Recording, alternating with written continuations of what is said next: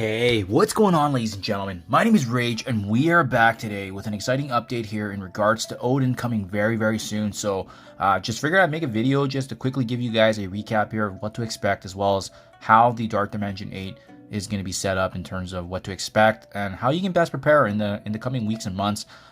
Especially since we know with Odin, his portraits in the game and the data mines, we've seen his leak kit now, and it looks absolutely phenomenal.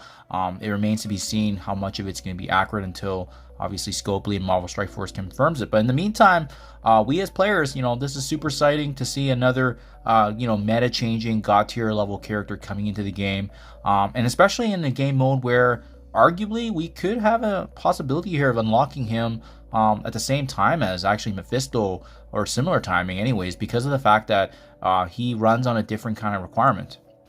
So what am I referring to? Well, it's the ISO-8 purple level 3, right? This is the first time that a character's ever been capped behind this ISO-8 level since Apocalypse.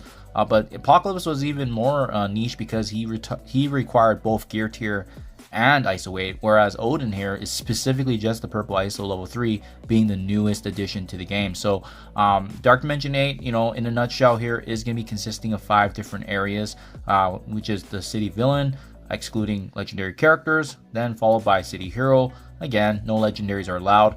Global hero, no legendaries. Global villain, no legendaries. And then finally, cosmic or legendary characters. Now, keep in mind too, it was purposely and intentionally stated that we are allowed to use mythic characters for some of these sections. So, for example, the global villain Apocalypse can be brought in.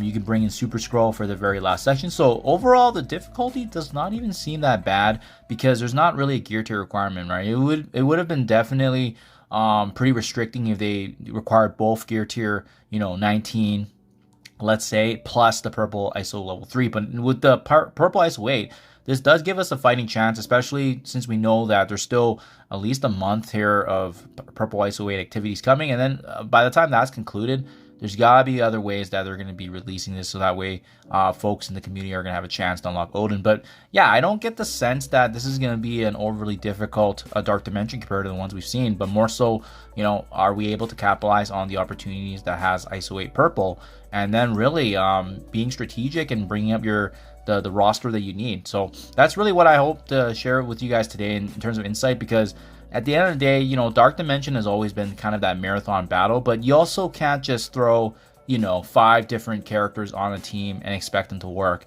I think that much is obvious in the previous Dark Dimensions, more notably Dark Dimensions 6 and 7. Just because you have, for example, 5 city characters, it doesn't mean that they can have the synergy to work together well. And then, when you have a game-breaking character like Robbie Reyes coming, he completely reshaped the city section, and as a result of that, made it much more achievable with other characters. So you really do need to have those key pieces, and that's really what I'm hoping to share with you guys as well, because at the end of the day, we want to be doing this as soon as possible, so that way you can unlock a god tier level character in Odin, and that is going to be pretty game changing for your player experience, and at the same time it's going to add a lot of value, especially with the content that's coming into the game. So I also want to point out, guys, in case you're not aware, the understanding of the ISO 8 purple, right? There's about 25 characters you're going to be needing by the time this is said and done, as noted by the 5 sections earlier. That amounts to almost 9 million ISO 8 T3 ions. So that's the actual ions you need to be using to fuse and combine the crystals, and also as well as leveling up and bringing them all the way to level 3. And we don't know when level 4 and level 5 is going to be available, but we know that's going to be eventually coming.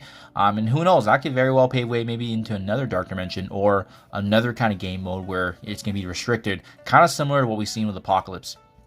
Now, having said that too, also be very mindful of when you're going through right now, especially the store is still around here, I think, for at least a month, using the radioactive treats to purchase these crystals.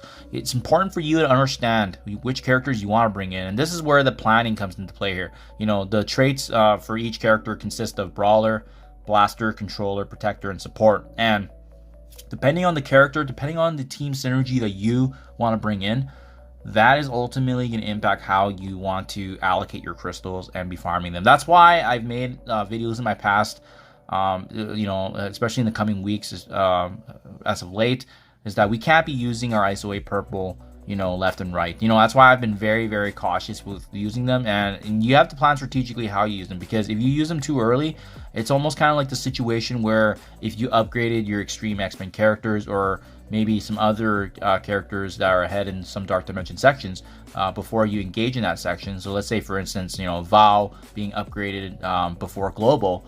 Well, then you might be bottlenecked with the osmium gear that you need as unique. So similar situation here with the ISO-8 purple. You want to be very, very careful with how you upgrade certain characters. So this is kind of a meta draft right now of the best tunes and likely characters right now for going through Dark Dimension 8. And it gives us a really good sense of understanding, what is going to be the main focus here for some of these traits and how you should be best using the ISO-8 purple. So again, we are going from left to right, which is City Villain, City Hero, Global Villain, Global Hero, and then finally the Cosmic or Legendary section. And remember, mythic characters are allowed, so we have added them into the list officially. But we can start off here, guys, right? What I've done is I've used the most up-to-date meta characters. And again, obviously this is going to change with new characters and new teams being released. Already right now, when we saw with the Orcus Tech team, they're going to be replacing a bunch of these global villains. So you can definitely reallocate that better. But again, it's all going to be dependent on up to you, how you want to be focusing in on your roster and the characters you want to bring up. Having said that, the most common theme that we're seeing right now, as you can see from the totality here, is that there are more brawlers than anything else, followed by protectors, and then blasters. Those are going to be the main three. Controllers and support characters are going to be on the farther side of the spectrum, where you won't need as many. And this is where timing is going to matter, and focus on how you farm your crystals is going to matter. For example, the first section of Dark Dimension 8 consists of, city villains that are required, right? We're not going to have a choice there. In the meantime, anyways, some of the best synergies right now that we have as part of the meta is Red Goblin. You can bring in a character like Carnage. We have Vulture, Kraven, Lizard. Again, this is not the best. You can obviously mix it up depending on what you want to focus on. But regardless, City Villain will likely consist of more brawlers than anything else. And then with Red Goblin, Lizard also being protectors. So you could actually get started into Dark Dimension 8 when it releases if you already have, more brawlers and protectors than your other traits. This is going to be very helpful to help you get started, and that way you can focus in on your other crystals later on when we figure out how else are we going to be earning some of these resources. Subsequently to that, City Hero does consist of more blasters, as you can see here, than the other traits, right? You have 2 blasters, 1 protector, 1 controller, 1 support. So characters like Robbie Reyes and Spider-Man Noir, they're going to be more of the focus for this second section here, because you can see they're going to be deviating from the brawler and protectors. And then you also have global villains here, key tunes like the Cabal, Apocalypse, Ares. Again, Ares is just kind of an example. I think likely what's going to take place is going to be another Orcus Tech member. But regardless, my point is this, right? You have to pivot your resources to how you want your teams to be situated when you're going through and planning this. We got Global Hero here, consisting of mainly the Extreme X-Men team as well as Black Knight. There's more blasters than anything else here. And then last but not least, this is probably going to be the easiest section with Cosmic and Legendary. Characters like Logan, Skrull, and then as well as the 3 new Annihilators.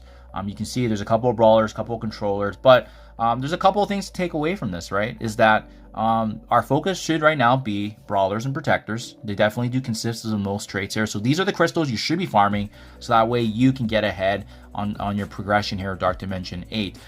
Having said that, you don't actually need a controller until City Hero, where Spider-Gwen is actually there, or you can even bring in a character like Gwenom.